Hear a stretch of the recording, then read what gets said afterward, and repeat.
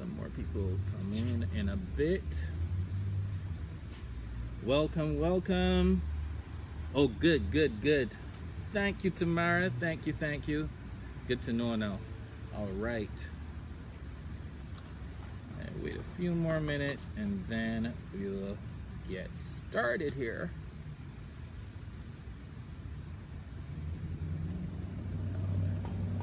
Got to figure out how to get this mic working next time. But hopefully the background noise wouldn't be too bad. Anyway, all right.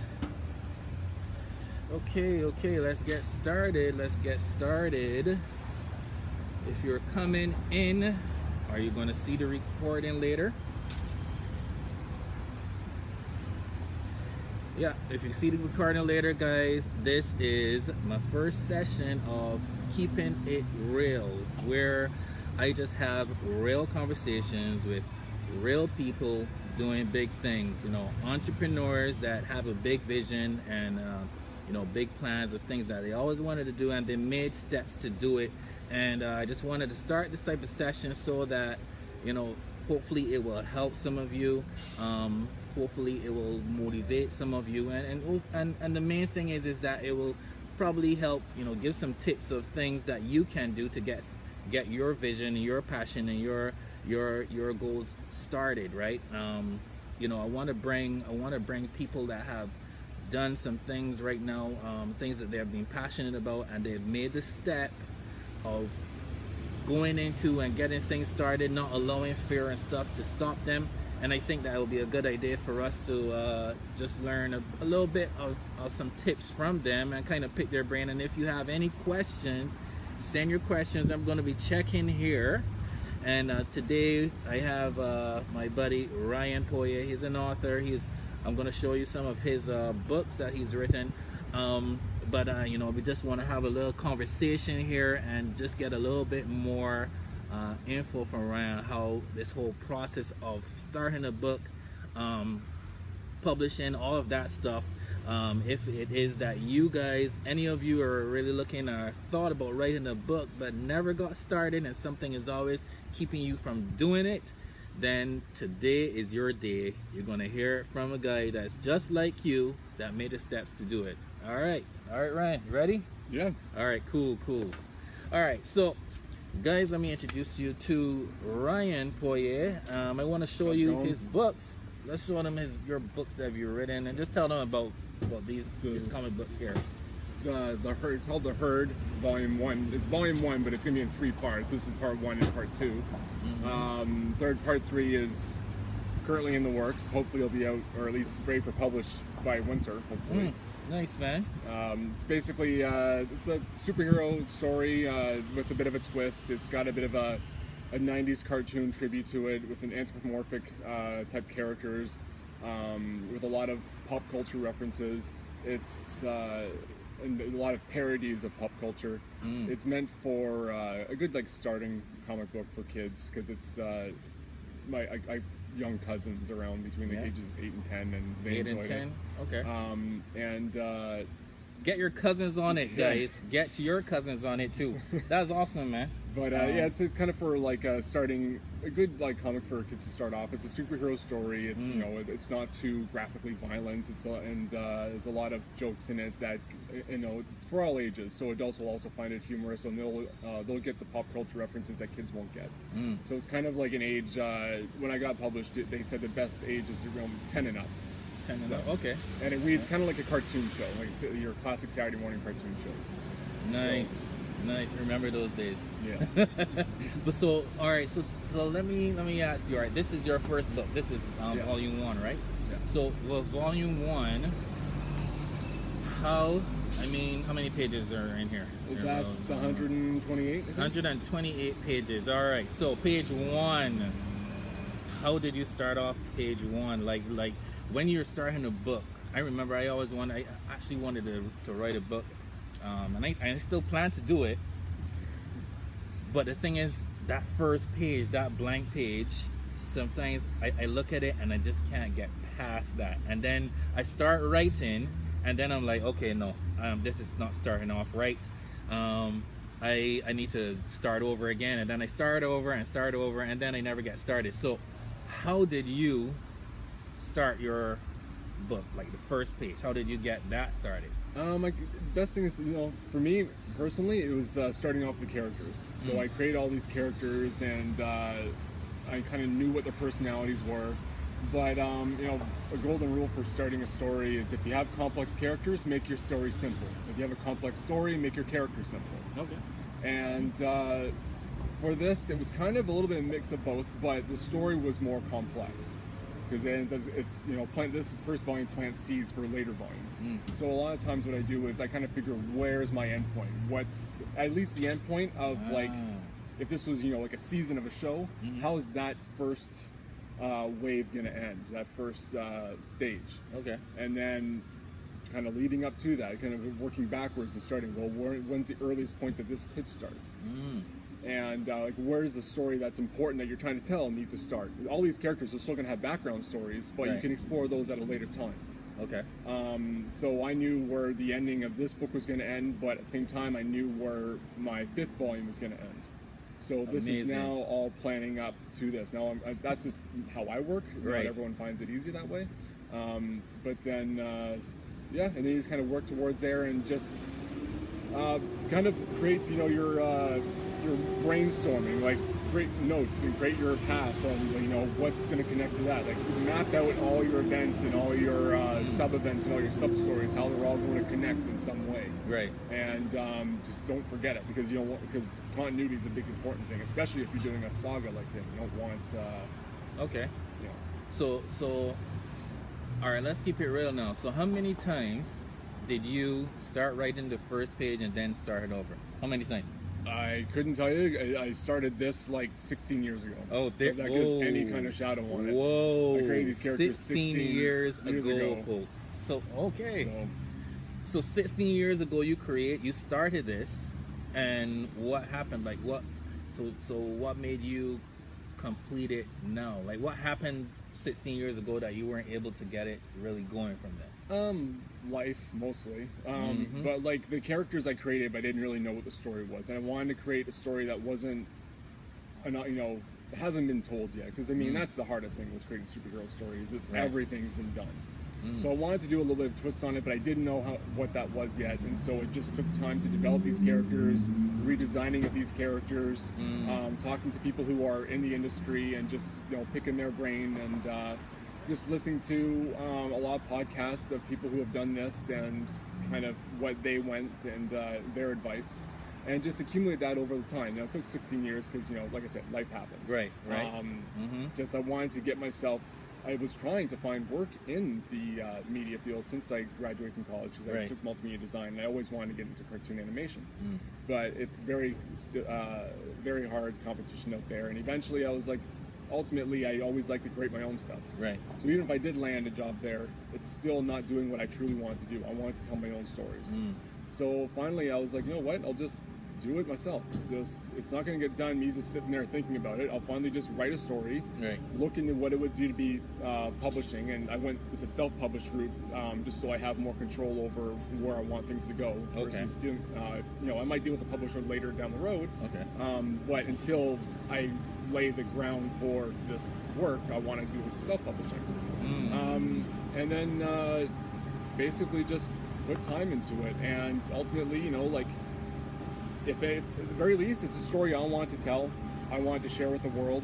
If it catches on, great, that's a dream come true. But at the very least, it's leaving my fingerprints in the literary world in some way, because it's a story that I wanted to tell, because it's not going to tell myself. I'm not going to be able to go to, if I got hired onto like some media company, I'm not going to go in the door and be like, let's work on this and show them my stuff. They're going to be like, who are you? You always have to start at the bottom. So, and time was just waiting for something like an opportunity like that to happen. So I was like, well, I'll just do it myself then. And once I started, it just became addicting, to be honest.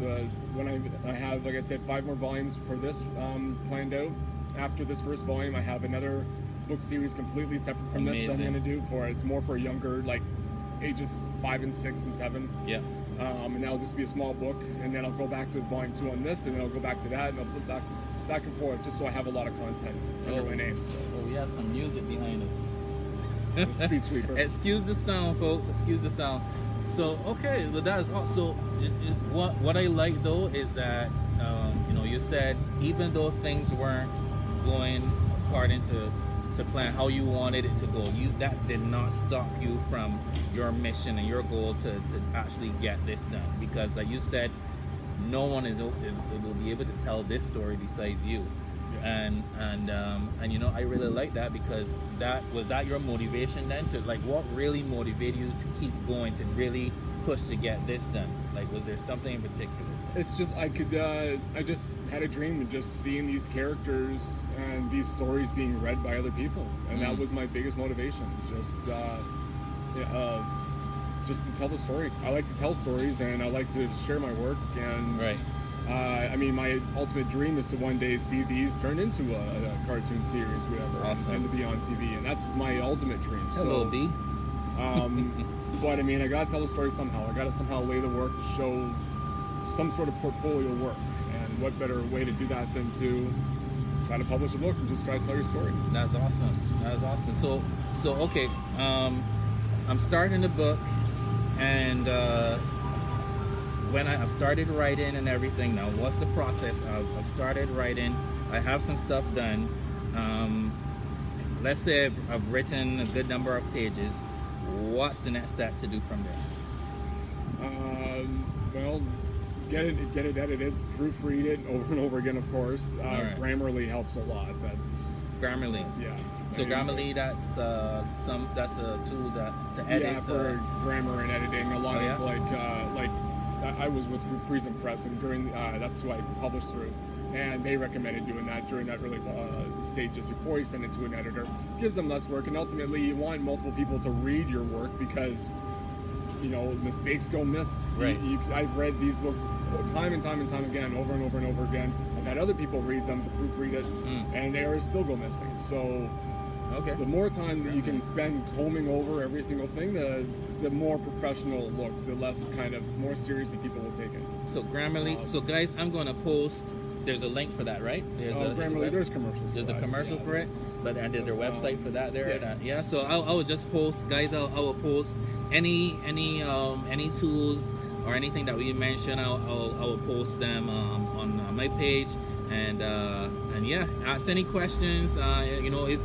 If you watch the replay of this and you still have questions, just write the questions in my comments, and I'm sure that Ryan will be able to get back to all of you. All right. So Grammarly, I get my book edited now. Well, get people to read it too. Get people to read it. Friends and family to read it. Get their point. opinion, because you might have a vision for it, and to you it might make sense because the story's in your head. You're like, certain little details you might think might be obvious, but to another reader who doesn't have the same world in their head that you have, might not be so obvious to them. So getting friends and family to read it and be very critical on it. Take the criticism, because it's only going to help you. It take the criticism. It might shoot you down huge, but if they have something bad to say about it, take it, because that's only where you can improve. And you want to know that. You want to iron out those little wrinkles, because if you're going to publish this, you don't want, you want people to like what they read and want more. Yeah. But if you publish something that only makes sense to you and is, poorly written, you're gonna get less people, attracting to it. Oh man, I need to. You know what? When I continue, I need to have something like that would give some type of sound when someone says something powerful, like you just said, take the criticism. Guys, that's gonna be important, because like he said, you know what, you don't want to know that you're publishing something that people not gonna like, man. You've written stuff and people not even understanding what you're writing. So the criticism is good. You can't be soft about that. You got to take it, right? And that's what you did, right? That's what I did. And one of the hardest criticisms too, but I'm glad I got it, was when I was first starting this book. I was maybe like, the first chapter was almost done, and I was at the Toronto Fan Expo, and there was a whole thing to meet with DC scout artists, Right. and they're right. just looking for, I thought, this artwork and just some content. So I waited in line with a bunch of other people, only to find out they're just looking for DC artists, people who would draw like Batman or Green Lantern. Okay. I didn't have any of those kind of artwork samples with me, so I was like, even though I have drawn them before, but I didn't think to bring that. So I was like, all right, whatever, I'll just show them what I have anyway. And like for the characters in the herd, he liked it, but at the time the characters looked totally different. And he liked where the story was, he liked the concept of it, but then he ripped it apart just on this looks like this reminds me of this looks like this. Wow. And just in the end gave me more bad things to say about than good things. Yeah. But I was like, all right, and at the time it like completely shot down any confidence I had. But then I was like, all right, well, I'm still determined to tell the story. I'll just adjust. Yeah. Just lean into it. So at that moment when he was like just bashing everything, telling you you need to change this, how were you feeling at that point? Oh, what was going through your head? I felt like there was a shrink ray beamed on me, and I just kept on shrinking smaller and smaller and smaller and smaller.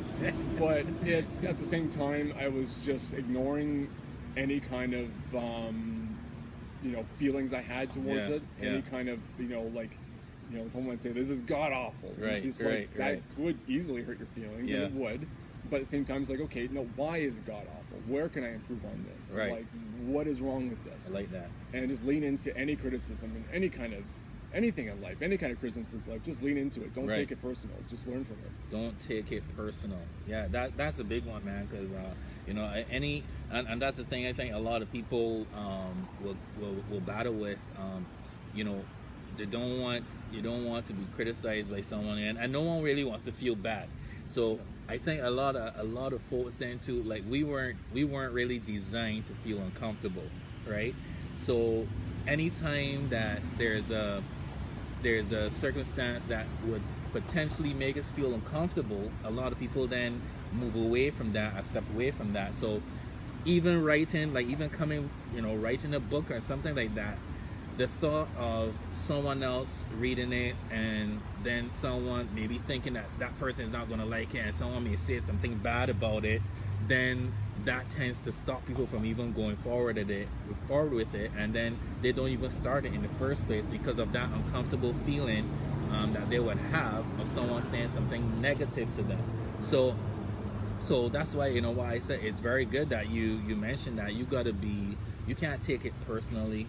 It is there, the criticism is there to help you and help build and get things the right way before you get it out there, and I think that's of some good value. I hope that and keep in mind too, not any person you talk to, even if you're talking to a professional in the field who knows what they're talking about, he might just not like your story ultimately, and that's one opinion. Right. How many people are in the world? How many people are in this field? Like, you'll find someone who will like it. Right. And it's one opinion shouldn't matter. Why should you let it stop you? You're never going to see the person the rest of your life anyway. So who fucking cares? So after editing everything like that there, now let's say it's the publishing is the next thing, right? Yeah. Okay. So for that, I went when everything was down. I went self-publishing, just because when you're with the publisher, they can. They have, sometimes some say into what your next direction might be with your next book, or in the end, they can actually have some ownership of the characters as well. Right. Self-publishing, I knew the story I wanted to tell. I'll just do it. I'll do it myself. Okay. But unfortunately, you're doing it all by yourself. Right. You don't have the publicist helping promote your stuff. So you're literally doing all the marketing on yourself. So you're doing a team of people's work on your own. My gosh. Okay. So, but whatever. If you're passionate enough about it, you enjoy doing it. So okay. So is that there's the self-publishing, and then there's going through a company or so then to do the publishing. Well, even with self-publishing, you kind of go through some sort of company. I went with Friesen Press, and they're Canadian. They're out in Victoria, BC, and that was another thing I wanted to do. I wanted to keep it Canadian as much as possible, just to prevent any copyright stuff across the border and all that sort of stuff. It does print in the States, like that's where it's printed, but at least the business end of it, I wanted to keep it for now Canadian. Canadian? So, okay. And also just because I'm Canadian and it's a book out of Canada, so yeah. Why would I want to change that? Awesome, man. So. Awesome. So let me see. You know, I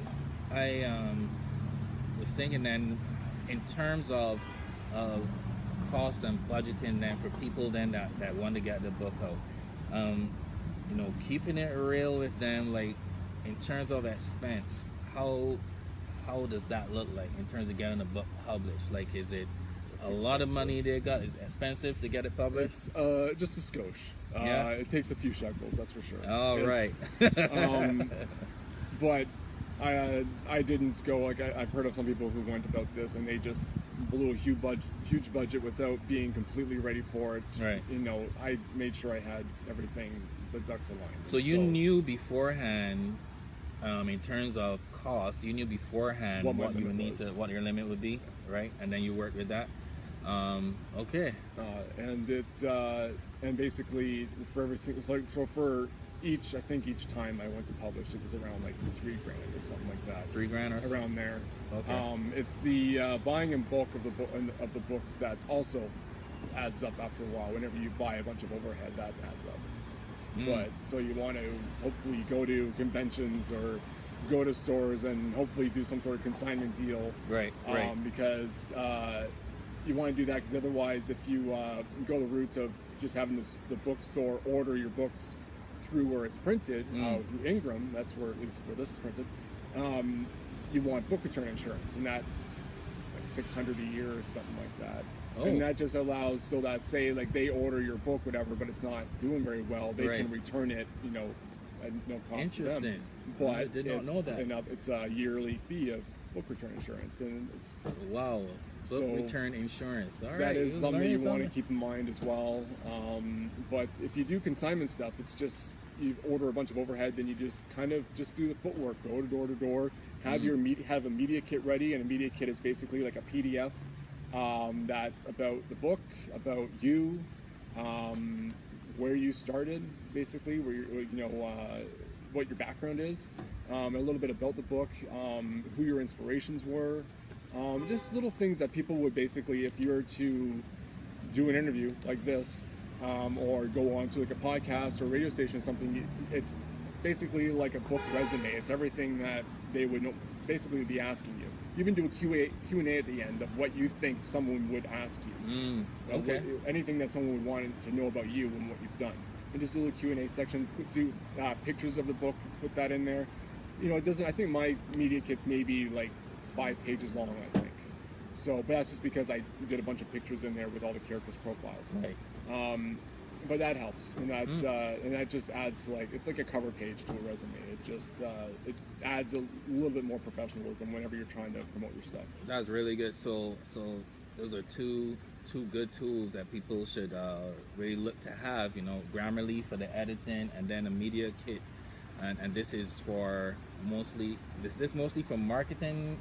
Marketing.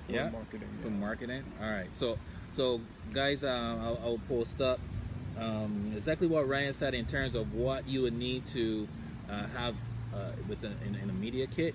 I'll post that up so that you can have that information there as well. Well, great. So now the books have been published. You're working on the 3rd volume right now. How is the process? How is the journey being writing the book? Very long and very tiring. I started this July of 2016, I think, June or July 2016. And it was only, I mean, my original view of this, I wouldn't have anything published because it was all going to be one volume, because it's supposed to be one book. But it's, on the actual timeline of everything right now, from page 1 of this book to where I am right now, I'm on page like 262. Wow. So as one book, it would have been a very big book, like 300 plus page book. That's expensive to the consumer. Wow. That's expensive for me to print it. Yeah. And then I don't know when they'll have the next book ready. So I was like, well, break this up into 3. That way I have more content. So in 1 year, I was able to get to two books published in less than the 1 year. And then hopefully the 3rd one will be ready so I can have all 3 out by the end of that 1 year span. But Right. I don't think it's going to happen. But it's a lot of work. Even more so now having a 4-month-old. It's a lot of time managing, which I'm not great at, but a lot of late nights. and days off. There's some days I've done 19 hours straight just drawing and writing and drawing and writing. Guys, he has a little baby, guys, a daughter, named Lorelai. And how old is she? 4 months, turning 5. 4 months, and he's still working on the third volume, you know, and it's all about time management, really, right? So, I mean, you really don't have an excuse not to get something started. That's the main just thing. Time management, and then just this, having and then that. also my regular day job as well. Right. So it's balancing literally 2 jobs because this is a second job. Yeah. Like it's, I have it under a registered business as well. Accidental Creations is my business name. Right. So it's just it's just time management and just look at things that are you want to relax. Obviously, like I'm a gamer, so I like to sit there and do some evenings of PlayStation. But at the same time, that's a time vampire. Very, Right. very much at the same time. So just pay mind to your time, basically. Yeah. And then you make sure you balance your time doing this, and also balance your time for the family and spending time with your wife and daughter and everything, right? Yeah. That's awesome, man. So we're gonna wrap it up right now, though. The rain is about to come down, so we're gonna post up some of the things that we've spoken about here, guys. That some of the tools that he's mentioned, and yeah, any tips. Advice you want to leave with some of the people that are going to be watching this, that are probably being really considering writing a book but just never got things started, and they just need that push to do it.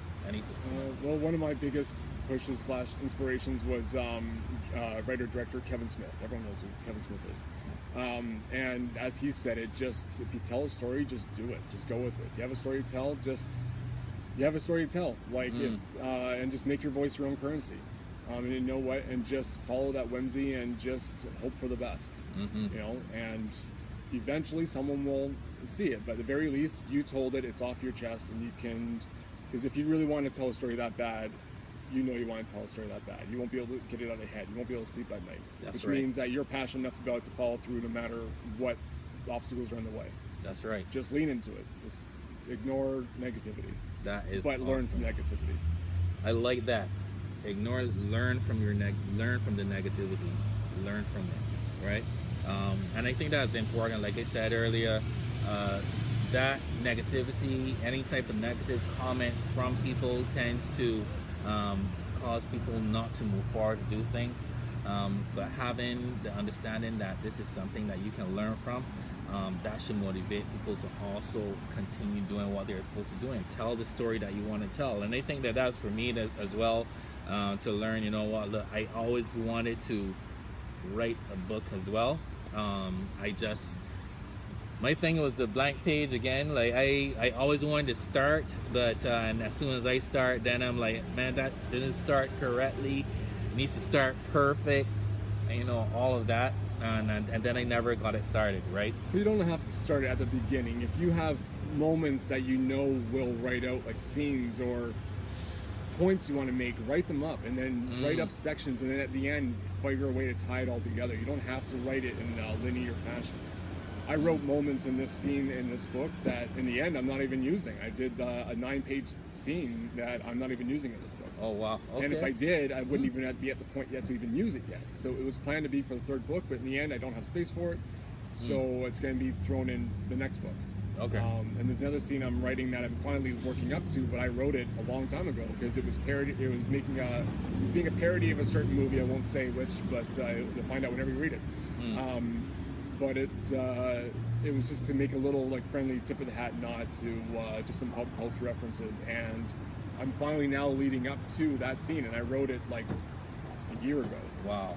So okay, there's nothing. No one says you have to write it in a linear fashion. Lesson for me, guys, and I hope that helped you as well. Today, this wraps up my first session of Keeping It Real, guys. I'm gonna be bringing on some other people as well in different industries, and hoping that all of us can learn something from it. and motivate all of us to move forward and do what it is that we were born to do. Find out what your goal is, find out what your passion is, and then make that step, make the decision to just go out and do it. Let nothing stop you from doing it. Just do like Ryan, you know, nothing stopped him. He had this going from 16 years ago, and he got it completed. And then he's also on to the second and third volume he's working on right now, and much more to come from him. I'll be posting Ryan's Facebook page and your Instagram as well. What's the Instagram? Yeah, my Instagram is at rpoirier_author, and the website's www.accidentalcreations.ca. There you have it, guys. We'll be posting the tools. If you have any questions for Ryan, he will be checking the questions in my comments as well, and he'll be happy to respond to you. Go and check out his Facebook page, like it, and follow him. Get these books, guys. I read this one. This one is very funny. And on to this one now. He has some comic within him, man. Pardon the pun, his comic.